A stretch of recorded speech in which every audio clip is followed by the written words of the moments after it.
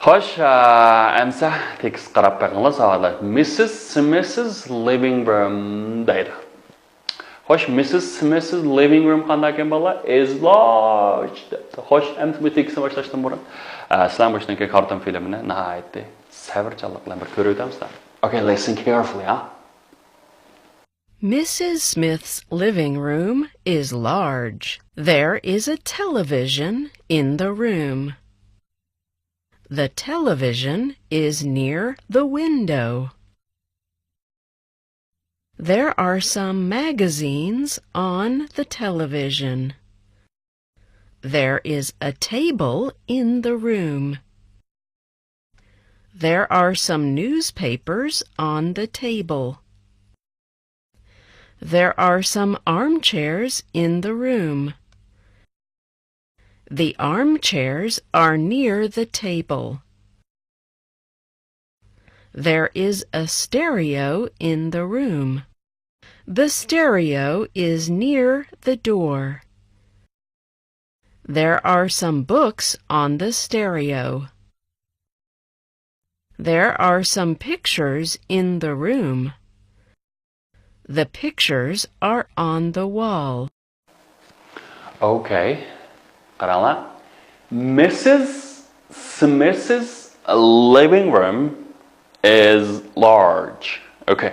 And then Mrs. Smith's demakchi Smith xonimning mehmonxona uyi is nima deydi? Large. Yo'g'on deydi. Endi kichik degan nima deymiz?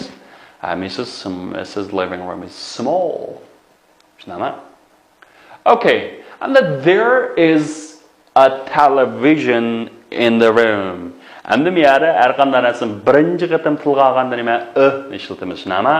There is bar a television, bir televizor. Demak ki bir televizor bor nada in the room. Uyning ichida.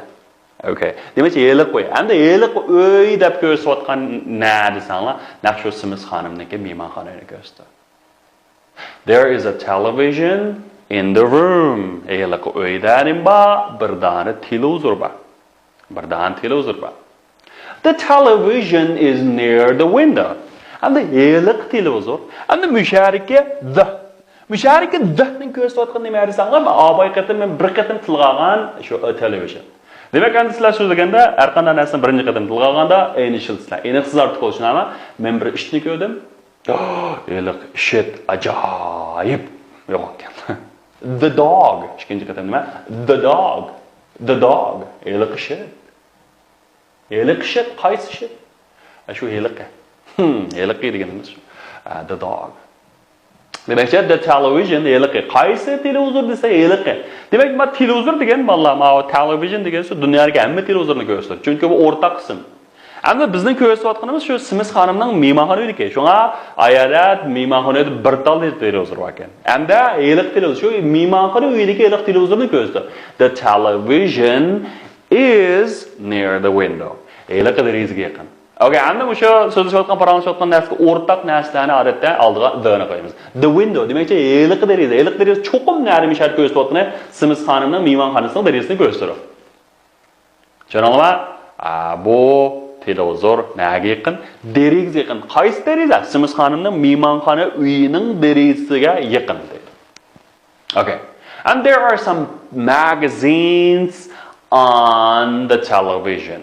Okay, and mushariki bir nechtal nim bakan jurnal bakan nada on the television. Demakchi eliqqa televizor. Qaysi televizor? Abay biz tayyorlatgan, kapshayotgan shu televizorning ustida bir nechtal nim bakan jurnal bakan. Endi ingliz tilida bor deganda savollar there be shaklini o'rgangan. Nima there is degandan keyiniga birlik keladi. Masalan, there is a book on the television. Televizorning ustida bir tal kitob. Demak, bir tal taq narsalarga there is. And the ko'plik bo'lsa, masalan, some magazine, bir qancha tal anime jurnal. Bunga nima? There are. There is a table in the room. And uyda yana nima? Bir tal ustal bor ekan. There is a table. There are some newspapers on the table. Eliq ustalning qaysi ustal shu uydagi eliq ustalning ustida bir nechta tal nima bor ekan, gazet bor ekan. And there are some newspapers on the table. And there are some armchairs in the room. And öyle yana bir neçe tal nima ekan? Yo'lanchiqlik o'rindiq bor ekan. And heliqi yo'lanchiqlik o'rindiqlar, the armchairs shu o'ydagi are near the table. Hamda naga yaqin ekan bolalar? Ustalga yaqin ekan. Are near the table. And there is a stereo in the room. And uyda nima bor ekan? Bir ovozliq yangrotqi bor ekan. And the stereo is near the door. And the was there are some books on the stereo. And sure, stereo no ustida bir nechta kitob bor. Demak, ham there are again there are some books, there are some blah blah blah blah. And there are some pictures in the room. And the uyda yana bir nechta nima bor ekan? Rasmlar bor ekan. The pictures are on the wall. And the resimlar nari ekan? Tomning ustida ekan. The pictures are on the wall. Okay. Answer these questions and the bu savollarga bir javob berib beringlar. So where is the TV set? So where is the TV? And TV set degan shu televizor degan. Where is the TV set? Okay. The television is near the window. Shunami? Derizga yaqin. Yaxshi. Ikkinchi savolchi, what is on the table? And ustaldan ustida nima savolashlar? What is on the table? Hey, what is on the table? Okay, and there are some magazines on the table. Yeah, there are magazines. Good. So where are the books? Kitoblar-chu.